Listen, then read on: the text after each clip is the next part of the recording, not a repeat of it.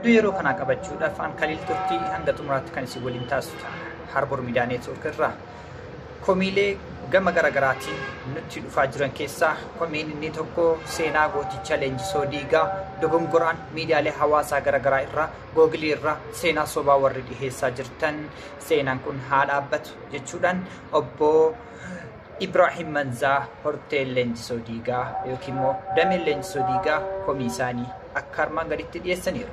Warroonni kallattiidhaan nu argachuu barbaadan toora miidiyaa keenya miidiyaa hawaasaa gara Facebook, TikTok, YouTube fi Instagram ittiinis nu qunnamuu dandeessu jechuudhaan ergaa jajjabduu guyyaa har'aa dabarsanii jiru.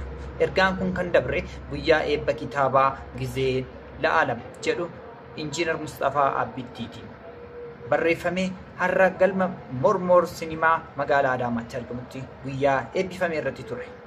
Mee gara kallattiidhaan oduutti haa ceenu.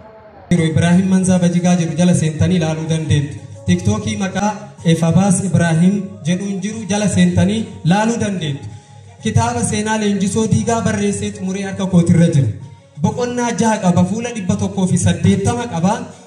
Karaa barbaaddanii namni na qunnamtan isiniif himuu danda'a jechuudha. Isin warra galma kana keessa jiruu fi warroota idila addunyaarra jiran uummata Oromoo hundaafuu ergaa tana dabarsuun barbaada.